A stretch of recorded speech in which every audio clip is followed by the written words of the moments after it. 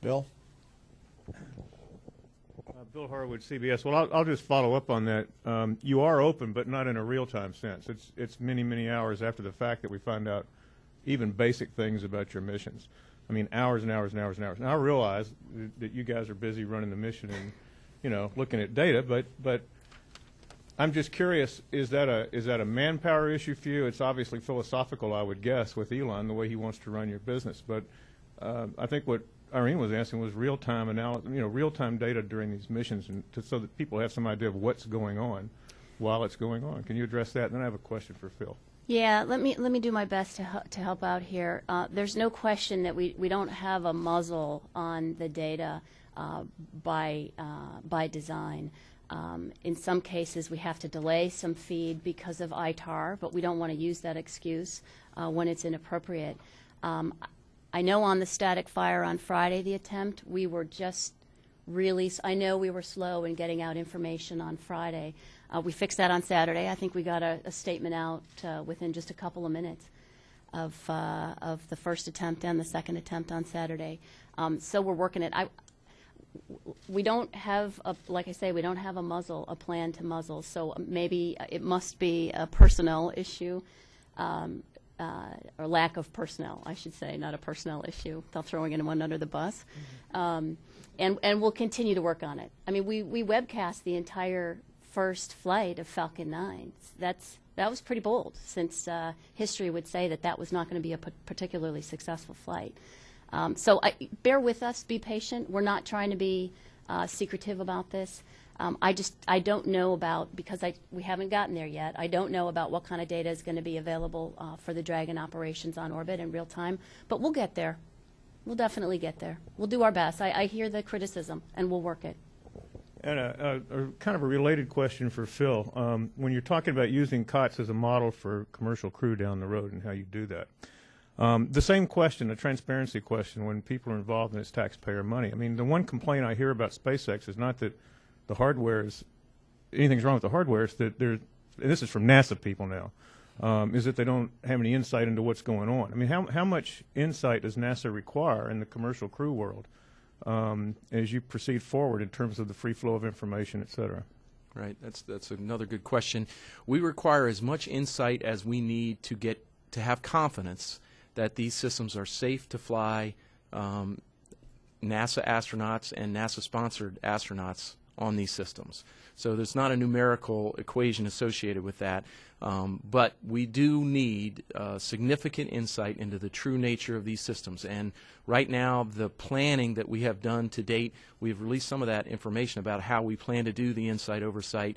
It's still preliminary, and we're still putting the final touches on it, but unquestionably, we are going to want to know very well how these systems perform and operate. And ultimately, at the end of the day, NASA is the one that's going to be providing the certification on these systems for human spaceflight. So again, NASA needs to have sufficient insight so that we have confidence that we can apply that certification successfully. So again, the onus is still on NASA for human spaceflight. A lot of the responsibility is more on our commercial providers in these partnership models in terms of responsibility, but at the end of the day, NASA will still have the responsibility to either certify or not, and in order to do that, we need to have insight. So it's sort of a philosophical answer to your question. We don't have a calculated numerical answer, but we intend to be very, very involved and insightful in our approach. Well, just a really quick related follow. Are you satisfied that you have the insights you need for COTS?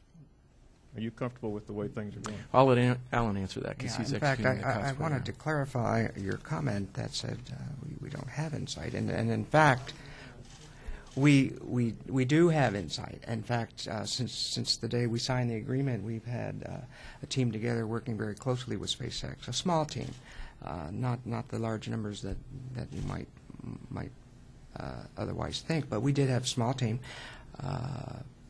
providing insight, and we have done that on a daily basis now with SpaceX. And then when we approach the larger milestones, we bring in a larger team and we reach back throughout the agency for the experts we need to review the data packs and evaluate the progress being made with SpaceX. And I have to say, SpaceX has been very open with us on providing all the information we requested, and and has never hesitated in sharing information with us. So we've had a great partnership in terms of the technical insight, and that has not been a problem for us at all. James? James Dean from Florida Today with a question to follow up first for Ms. Shotwell. During the maiden flight, I believe Elon put a percentage guess on the successful flight at something like 70%. What is your percentage guess for this upcoming mission on the chances of a successful flight, fully successful? Well, history would say that we're going to have a substantial issue in one of the first of the 3 flights. That's just empirical. It has nothing to do with our process or our hopes. If I want to have a cloud over my head, I'd put the success at the same percentage, 70%. Given that we did successfully get Falcon 9 to orbit on its maiden flight, my guess is it ramped up pretty substantially. But I'm not a statistician, so I don't necessarily want to put a number, but it isn't any lower than 70. As a follow-up for you and or Mr. Lindenmoyer, specifically when have you targeted the first CRS mission on your manifest? And could you give a numerical confidence level in the chances of meeting that, whatever that current date is? And I'm asking in the context of a couple of things. First, if you listen to the shuttle program guys and all the way up to Mr. Gerstenmaier, there's a lot of messages about likely delays and some pessimism that these flights are actually going to occur late next year, even early 2012. Obviously, therefore, suggesting an extra shuttle flight would be helpful.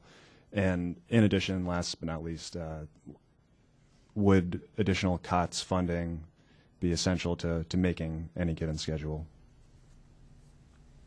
You take it first. Yeah, we plan on having the next Dragon flight ready in the late spring, early summer of next year. There is a tremendous amount of data exchange and test reviewing that occurs after that. So when the liftoff occurs is hard to predict, especially if that vehicle is the one that's going to station. We currently have our first CRS flight scheduled, I believe, late November of next year. Again, I'm not a statistician. I don't want to put a percentage to that, but I can tell you SpaceX is all in on getting Dragon to station next year. There's pessimism. It's a new program. We've experienced delays in the past, but getting Falcon 9 to orbit early this summer was enormously helpful. You take the majority of the launch vehicle questions out, not all, obviously, so it's history. And then now we need to get Dragon flying. So, like I said, we're all in getting Dragon to the station next year, at least once, and hopefully twice. Okay, here in the back. So could either of you address whether additional funding, was proposed in the FY11 budget, is necessary, what you would do with it, how helpful it would be to maintain your schedule?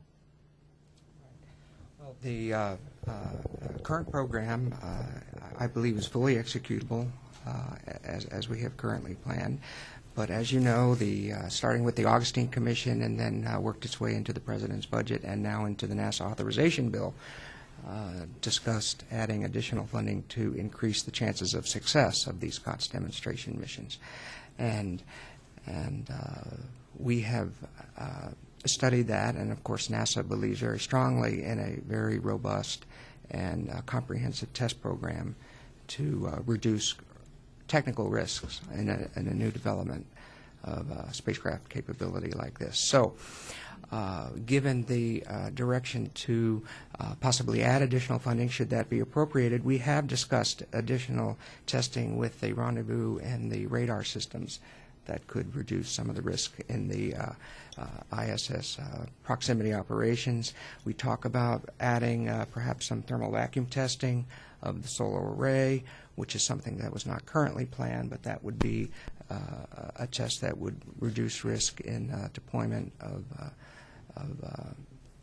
the solar array, which is necessary for the ISS missions. as well as some additional testing on full Dragon vehicle EMI and EMC testing. So this is the type of thing that we would add should we be provided with additional funding. We do think that would reduce the risk and increase the overall chance of success of these COTS demonstration missions. And let me just add one thing to that. If we were to add these additional milestones, it's for new content. Again, once we made the decision to extend the life of the space station, again, these cargo resupply services became more important to NASA than ever. So when we looked at the portfolio of capabilities and the risk associated with the COTS, we said for NASA's purposes, we felt like it was in our interest to provide some additional funding for additional milestones. This is new content. It's not cost growth on the original agreements. It's new content. So we're asking our COTS partners, Orbital and SpaceX, for new milestones, new content to be executed to reduce our overall risk. And so just wanted to make that distinction. It's not for cost growth. It's to reduce NASA's risk associated. And there's risk associated with any development program. So more money is always better. You can always use more money to reduce our risks. But when we decided to increase the life of the space station, that's when we felt like the augmentation milestones would be a good idea. So it was sort of a package in the President's FY11 budget requests, the extension and the augmentation milestones. They were sort of, the philosophy strategically went together. Okay, we'll come right over here on this side.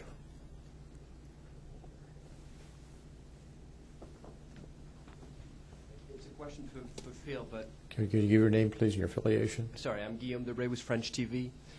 You've talked about trying to create sort of multiple redundant capabilities to go and have access to ISS. And if we take the milestone of 2020, it's more a macro question. Can you lay out the vision of NASA of what, how open space, access to space should be? What's the best model for you? Do you have a number of many sort of companies you could, bring up cargo or commercial flights up there? And if you could project to 2020, where do you think SpaceX should be, or where would you like it to be? Both cargo, commercial, wherever you want to take it. Yeah, for NASA's purposes, we would like to see an extremely robust U.S. industry and international industry to provide cargo and crew capability to ISS to really maximize the benefit of this very impressive facility. It's been a very strong commitment on the part of the United States and our international partners to get that facility up. It's extremely capable, and we want to get the maximum utility out of that. In order to do that, you need a very robust set of systems to be able to deliver crew and cargo. I think we're well on our way with cargo so far, and I do want to congratulate Alan on the job that he has done. We really didn't know what we were doing when we originally thought of this. We had some ideas, and so far it's been just remarkably successful. So I want to congratulate Alan and also SpaceX again. So I think we're well on our way for cargo delivery services. For crew, we do believe that competition is critical in any services, so we would like to have 2 or more crew capable services in the 2020 time frame. We'll have to see if that's enabled by the government and commercial market. But ideally, we would like to have routine, cost-effective space transportation services to low Earth orbit by 2020. That's the goal. That's something we've been talking about in the space community for years, and I believe this commercial crew program is the next step to helping make that possible. Follow up? It was For SpaceX, Okay, all right. Sure. By 2020, we'll be servicing the International Space Station with cargo regularly, hopefully with crew as well. We'll be flying other commercial crewed missions beyond the International Space Station to other destinations in low Earth orbit, and hopefully some bigger things as well. But we certainly want to focus on low Earth orbit cargo and crew. Okay, right back here in the back. Jason Ryan with Space Vidcast and Universe Today. I was wondering, given the significance of this first COTS mission, is anything been done to mark either the Dragon or the Falcon 9, or perhaps some kind of little symbolic thing placed inside the Dragon to annotate this first flight? We've got thousands of patches on Dragon.